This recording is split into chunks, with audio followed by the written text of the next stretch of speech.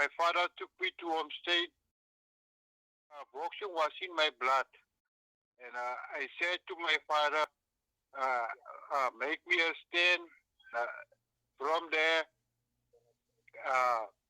he took me to Henry State.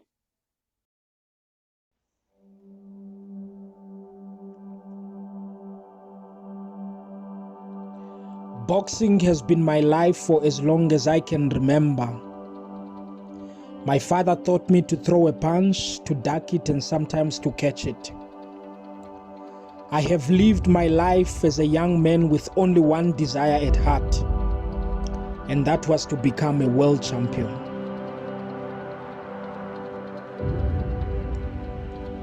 Growing up in the streets of Tukomsras, one had to learn to defend himself anyway. Meeting Andre Steyn, one of the great boxing trainers of the past, is when it all started. In a chilly Monday afternoon, that is when my father brought me to train to become a real boxing fighter.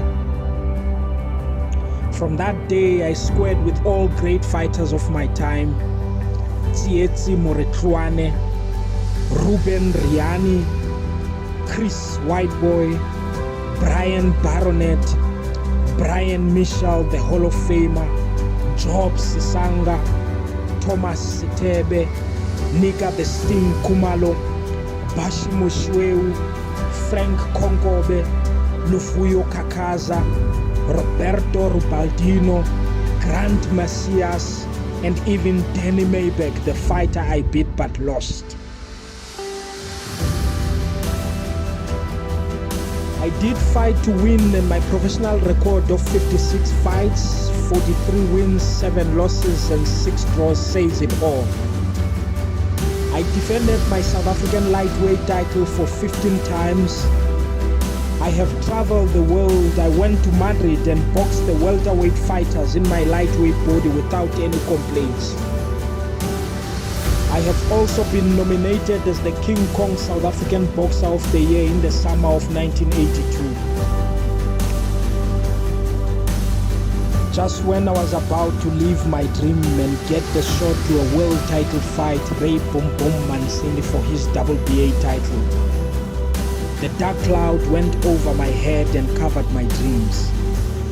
It happened in November 1994 from gym on the way to my house. That evening, I was unfortunately shot 2 times unlawfully by the police officer with the use of the R5 rifle in a short-range distance, wounding both of my thighs. The injuries were so severe, hence it took me 3 months to get back to my unstable feet when I left the hospital. I do vividly remember when I felt the unbearable pain from my legs up the spine across my heart when those 2 bullets hit me. Later I realized the pain I suffered from the bullets was not comparable to the big pain I had to swallow when I was told I could not fight again. The world title could only be a dream, and a nightmare one it became. Today, life is a challenge. I have exhausted all my funds and options, pursuing compensations from those who are responsible for my miserable life, and sadly, I have not succeeded. Today, in year 2020, in my early 60s, I am still living with my mother in her 1-bedroom RDP house, nursing her daily as she is suffering from old age symptoms. Every day is like taking a punch with your hands tied on your back. That's how it feels. I am honestly not complaining at all.